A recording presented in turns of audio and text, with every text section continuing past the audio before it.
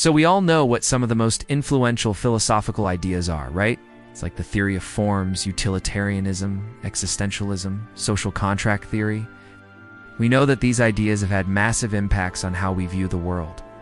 But we probably don't know how close these ideas came to never even existing at all. And that's why in this video, we're going to look at how each of the 6 big ideas that we just mentioned almost didn't happen. Let's get into it. First up, we have Plato's theory of forms. This is the idea that there is a world of abstract concepts like beauty, justice, and equality that exist outside of our perception. It's where things are perfect and unchanging. And for example, the physical object that we call a chair only exists because it participates in the form of chairness, which exists in this other realm. So if we can't see or touch the physical world, then how do we know that the theory of forms is true? Well, Plato thought that the way that we know that the theory of forms is true is through reason alone.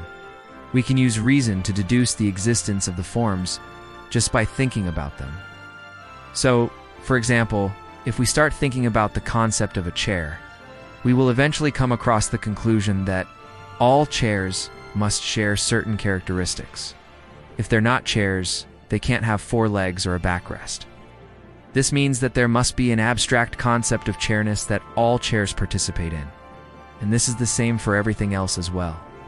Everything in our physical world participates in one of these abstract forms, which exist in this other world. However, this idea almost didn't happen.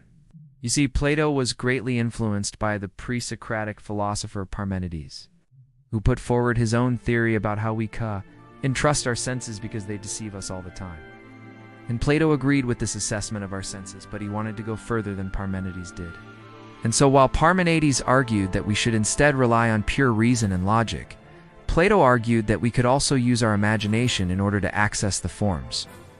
He believed that our imagination is more powerful than our senses, because it allows us to envision things in their perfection, whereas our senses only allow us to see things as they appear in our world, which is often far from perfect. And so Plato came to believe that we can actually access the forms through our imaginations.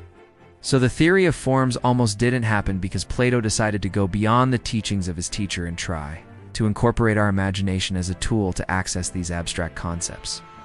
Moving on, we have utilitarianism, which is the idea that actions are right if they promote happiness and wrong if they promote the opposite of happiness, which is suffering.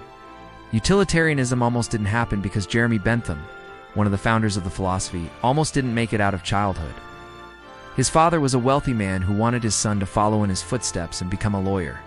And so he hired private tutors to teach Jeremy the necessary subjects to pass his bar exams. But when Jeremy turned 10 years old, his father sent him off to boarding school instead. Now the problem with this is that Jeremy was extremely bright for his age and quickly became bored with the other students, started playing pranks on them, which got him into trouble with the teachers. And so he began to plan his escape from the school.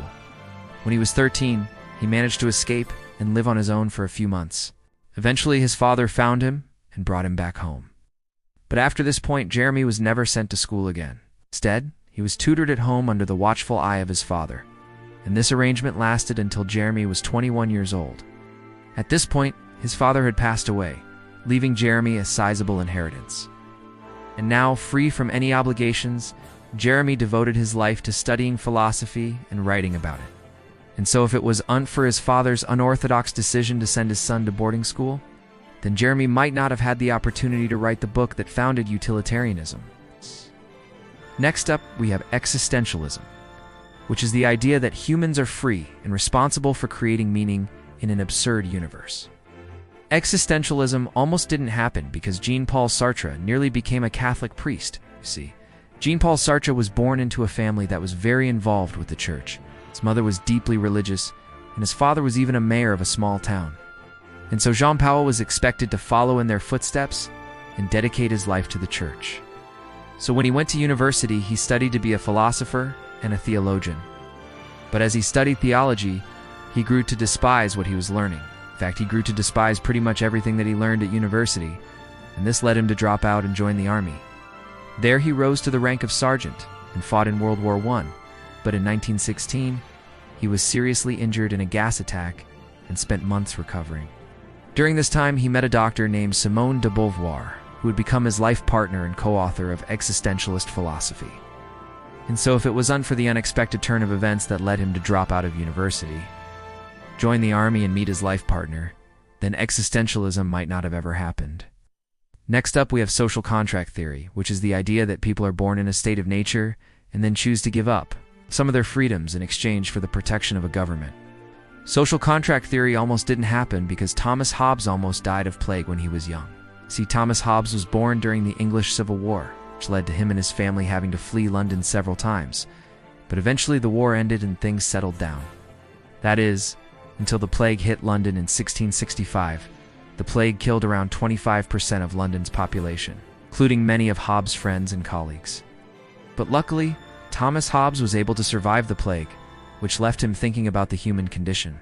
He realized that life without a government would be horrible, and that is where he got the idea for social contract theory. So if the plague hadn't hit London when it did, then Hobbes might not have been inspired to develop his theory of social contract. Alright, moving along, we have the idea of the categorical imperative, which is basically the idea that there are some things that are just absolutely wrong to do regardless of the circumstances. So for example, lying is always wrong, no matter what. Immanuel Kant came up with the categorical imperative after reading the works of Scottish philosopher David Hume. Hume had argued that we can't actually know anything for certain. We can only talk about things in terms of our experiences. But this meant that things like justice and morality couldn't be known with certainty, because we've never experienced them objectively. Now, Kant disagreed with this assessment of human knowledge. He believed that we can actually know things like justice and morality with certainty, and he developed the categorical imperative in order to explain how this is possible. So the categorical imperative almost didn't happen because David Hume made Kant think that he needed to prove that we can know things like morality and justice with certainty. And finally, we have Stoicism, which is the idea that we shouldn't be too attached to things because most things in life are outside of our control. Stoicism almost didn't happen because Epictetus, one of the most famous Stoics, almost didn't survive his childhood. See, Epicurus was born a slave, and his master was a very cruel man. One day he decided to put Epicurus to the test. He went up to him while he was bathing and cut off one of his testicles. Epicurus screamed in pain, which caused his master to smile and say that he would cut off the other testicle if he ever cried out in pain again. Epicurus didn't let his master get the upper hand, and so he remained emotionless until his master left the bathroom. But after his master left, he started crying. And this taught him the lesson that he shouldn't be so attached to things, like his own body, because it's not entirely up to him whether or not he keeps those things. In fact, he can't control most of the things that happen to him. He can only control his own mind and how he chooses to react to things. And this lesson is the core of Stoicism. So if Epicurus's master hadn't tortured him as a child, then he may not have developed this philosophy. So there you have it, 6 of the biggest philosophical ideas and how they almost never happened. What do you think? You think that any of these ideas would have still been developed even if these events hadn't occurred? Or are we simply lucky that these things happened the way that they did? Let me know your thoughts in the comments below. If you enjoyed this video, please leave a like as well. I'm the host. Thanks for watching, and I'll see you next time.